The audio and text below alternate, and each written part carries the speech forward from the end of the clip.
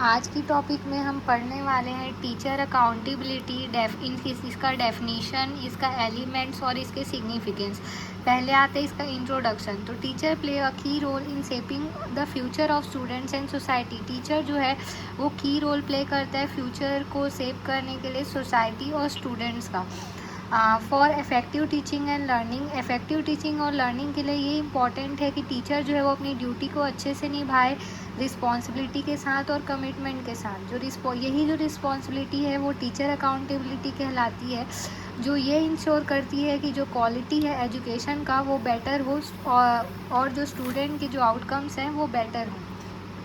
अब इसका मीनिंग क्या है? तो टीचर अकाउंटेबिलिटी रिफ़र करता है रिस्पॉन्सिबिलिटी टीचर का उनके प्रोफेशनल ड्यूटीज़ को लेकर, स्टूडेंट्स के लर्निंग को लेकर और उनके ओवरऑल डेवलपमेंट को लेकर लर्नर्स की। ठीक है, अब हम आते हैं इसके डेफिनेशन में।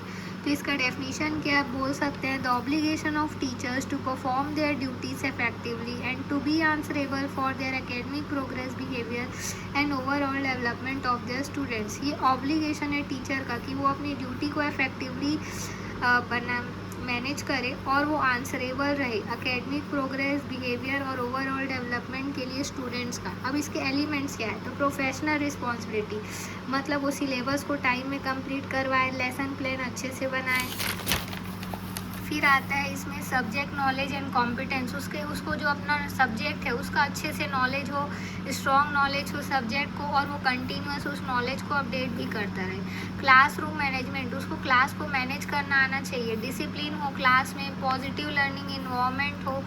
फोर्थ है स्टूडेंट परफॉर्मेंस एंड असेसमेंट, अपने स्टूडेंट के परफॉर्मेंस को लगातार जो है वो आकलन करते रहे, एसेस करते रहे, मॉनिटर करते रहे स्टूडेंट के प्रोग्रेस को और रेगुलर उनके टेस्ट लेते रहे। एथिकल बिहेवियर हो, एक टीचर का जो बिहेवियर है वो एथिकल होना चाहिए, फेयर होना चाहिए और अनबियास्ड होना चाहिए। बच्चों के साथ जो है भेदभाव नहीं करना चाहिए और सभी जो स्टूडेंट्स हैं उनका रिस्पेक्ट करना चाहिए। फोर्थ है रेगुलर अटेंडेंस एंड पंक्चुअलिटी, जो टीचर है उसे रेगुलर स्कूल आना चाहिए और टाइम में स्कूल आना चाहिए, क्लासेस जो है वो टाइम में जाना चाहिए। Communication with parents and community, parents से जो है कांटेक्ट में रहना चाहिए। Informing parents about student progress, building social community relationship, professional development, participating in training workshop and seminars, उसे अपने आप को प्रोफेशनली डेवलप करते रहना चाहिए ट्रेनिंग वर्कशॉप और सेमिनार से पार्टिसिपेट करने के लिए। अब हम पढ़ेंगे इनकी इम्पोर्टेंस और सिग्निफिकेंस क्या होती है टीचर अकाउंटेबिलिटी से। इम्प्रूव क्वालिटी ऑफ एजुकेशन, जो क्वालिटी है एजुकेशन की वो इम्प्रूव हो जाती है जिससे बेटर लर्निंग आउटकम्स आते हैं।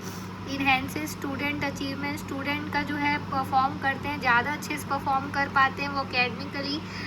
ट्रस्ट बढ़ता है एजुकेशन सिस्टम में, पेरेंट जो है वो और सोसाइटी जो है उनमें कॉन्फिडेंस आता है। Promote professionalism, encourages teacher to be dedicated and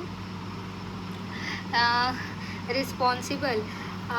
ensures discipline and efficiency, discipline और एफिशिएंसी आती है। ऑर्डर, मेंटेन ऑर्डर और support holistic development of student का जो है ओवरऑल डेवलपमेंट होता है, ना सिर्फ एकेडमिक बल्कि उनके अफेक्टिव और कॉग्निटिव डोमेन में भी जो है डेवलपमेंट होता है। कंक्लूज़न ये है कि ये बहुत ज़्यादा इम्पॉर्टेंट है मेंटेन करने के लिए क्वालिटी और इफेक्टिवनेस को एजुकेशन का।